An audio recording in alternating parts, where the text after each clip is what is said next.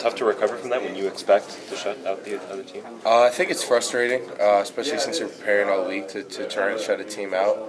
But I think we do a good job of responding to that type of negativity. I mean, we were down 7-0. We just got points scored on us, and right away, I mean, I don't know what play it was, but they're scoring on defense, and now it's 14-0. And I think we knew how to respond to anything, and I think that will be a big thing for us down the road, especially in closer games.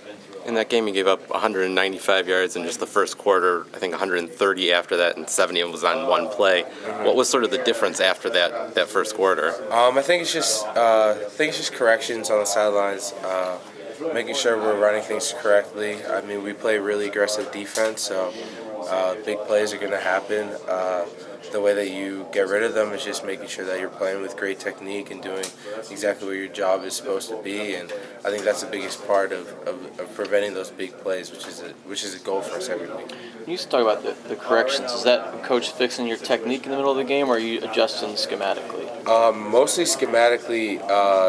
Normally when a big play happens, or someone messed up something, or someone didn't spin something correctly in the secondary, or I mean, it's normally just something that's corrected when they see it upstairs, and they'll bring it down to us and talk to us about it, try to see what happened, try to figure out so that won't happen again, because the team will most likely go back to that play again later on in the game.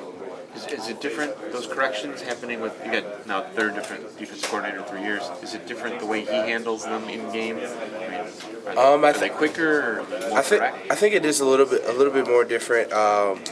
We definitely sit all together now, which is something that's been a little bit different for us. I think he does a good job of getting the corrections to us really quickly, and especially to all three of us, like the D-line, the linebackers, and the secondary. I think we all get our own little corrections. We have to pass rush better on plays that the quarterbacks are sitting back there and has all day to throw. And the secondary had some problems that they had to figure out throughout the game.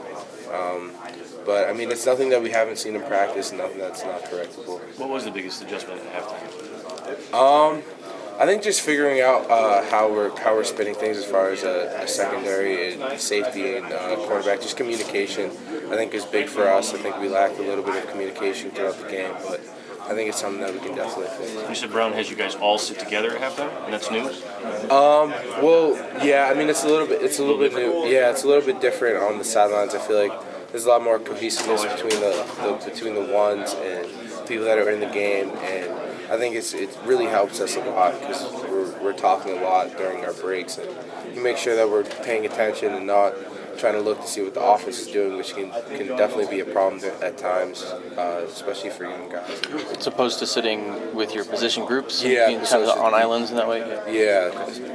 Rashawn's a pretty big guy for a weak side end out there. Talk about how he played and how he's progressed. Oh, I think he did a great job. I mean, we have some big guys on the outside. I mean, we had Chris and him out there. I mean, that's always a good thing to have on the edge, just having that type of strength and speed, and just like freakish guys out there. I think it's been great for us. He's definitely helped us a lot, and he'll continue to help us down the road.